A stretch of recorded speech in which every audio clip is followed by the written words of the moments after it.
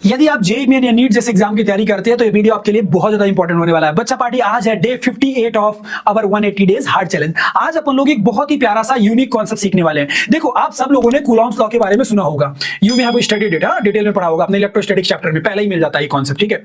जिसको कि आप लोगों ने सुना होगा कि बोलते हैं कि पॉइंट चार्जेस के बीच में लगने वाला जो फोर्स होता है कूलॉम्स लॉ की मदद से निकाल सकते हैं। मेरा ये क्वेश्चन ये है, पॉइंट चार्जेस क्यों बोलते हो आप एक्सटेंडेड चार्ज बॉडी क्यों नहीं ले सकते? आप ओनली पॉइंट चार्जेस ही क्यों बोलते हो? ओनली वर्ड क्यों बोलते हो कि पॉइंट चार्जेस के लिए ही एप्लीकेबल है? और ये हम लोग बस ऐसा सुन के आगे बढ़ जाते हैं, कभी सोचने की जहमत नहीं उठाते, अपन ट्राई भी नहीं करते कि ऐसा क्यों नहीं हो रहा कि हम पॉइंट चार्जेस के अलावा किसी और में कूलॉम्स लॉ लगा सके। उसी का आज अपन आंसर सीखेंगे एकदम शॉर्ट में, थोड़ा ध्यान देंगे तो आ जाएगा, ठीक है।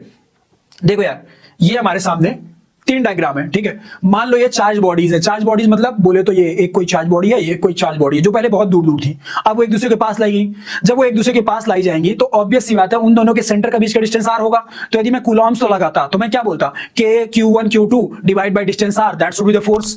लेकिन एक्चुअली क्या होता है कि वो जो पर्टिकुलर चार्ज बॉडीज हैं वो एक्चुअली बड़े शेप की बॉडीज हैं, और जब बड़े शेप की बॉडीज है तो हम सब जानते हैं कि जो ये चार्जेस है, यदि सेम चार्जेस होते, सिमिलर चार्जेस होते तो एक दूसरे को रिपल करेंगे, रिपल करके एक दूसरे से मैक्सिमम दूरी पर रहना चाहेंगे, और मैक्सिमम दूरी में रहने का मतलब ये हुआ कि ये कहीं ना कहीं ये सारे चार्जेस अपने आप को ऐसे अलाइन कर लेंगे। तो जब ये सारे चार्जेस ऐसे अलाइन कर लेंगे साइड में, तो अब आपको खुद आइडिया लग पा रहा होगा कि चार्जेस का सेंटर एक्चुअल में ज्योमेट्रिकल सेंटर ऑफ बॉडी नहीं है अब, क्योंकि चार्जेस का जो सेंटर है वो थोड़ा सा स्लाइटली इधर की ओर खिसक जाएगा। 2r/π डिस्टेंस, क्लियर है। Centre of mass of semi circular ring या फिर डिस्क आपने पढ़ा होगा, है ना। तो यहाँ पे एक रिंग शेप बनना स्टार्ट हो जा रहा है, मान लो तो 2r/π डिस्क शेप बनता तो 4r/3π, गेटिंग माय पॉइंट और नॉट। तो एक्चुअल में जो डिस्टेंस r है वो नहीं है यहाँ पे जो एक्चुअल डिस्टेंस है वो r इफेक्टिव है। तो आप बताओ, यदि तुम फॉर्मूले से अप्लाई करके सॉल्व करने जाओगे तो क्या लिखोगे, के Q1 Q2/r।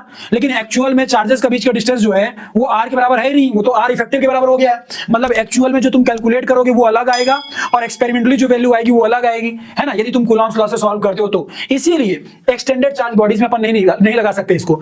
यदि यही पॉइंट चार्ज बॉडी होती तो क्या होता उस कंडीशन में? ऑब्वियस सी बात है, वो बहुत ही छोटे शेप के होते, वहां चार्जेस का रीअरेंजमेंट पॉसिबल ही नहीं था। वहां पे चार्जेस जाते कहां, क्योंकि वो ऑलरेडी पॉइंट शेप का है, वॉल्यूम तो है ही नहीं उसका कि वो चार्ज अपने आप को दोबारा रीअलाइन कर ले किधर की ओर, नहीं हो सकता था। तो वहां पे आर इफेक्टिव और जो एक्चुअल में आ रहा है वो दोनों सेम ही होते। तो वहां पे आप जो कैलकुलेट करते वैल्यू और जो एक्सपेरिमेंटली वैल्यू आती है ना फोर्स की, वो दोनों सेम आती। इसी वजह से वहां तो कूलॉम्स लॉ एप्लीकेबल हो जाता, लेकिन यहां पे कूलॉम्स लॉ एप्लीकेबल नहीं है। ऐसे ही अपोजिट नेचर के चार्ज हैं, वो एक दूसरे को अट्रैक्ट करके और ऐसे अलाइन कर लेंगे, तो इस बार आर इफेक्टिव क्या हो जाएगा, एक्चुअल आर से कम हो जाएगा। और उस कंडीशन पे तुम भी समझ सकते हो, तुम तो सॉल्व करोगे ज्योमेट्रिकल डिस्टेंस पुट करके के Q1 Q2/r, लेकिन एक्चुअल में फोर्स कुछ और आएगा। इसी वजह से अपन कूलॉम्स लॉ को पॉइंट चार्जेस के लिए ही एप्लीकेबल बना सकते हैं, एक्सटेंडेड चार्ज बॉडीज के लिए अवॉइड करते हैं, क्योंकि वहां पे रीअरेंजमेंट चार्ज या रीअलाइनमेंट ऑफ चार्जेस पॉसिबल होता है, जिसकी वजह से इफेक्टिव डिस्टेंस कुछ और हो जाता है और कैलकुलेटेड वैल्यू फोर्स की कुछ और आती है इन कंपैरिजन टू एक्चुअल।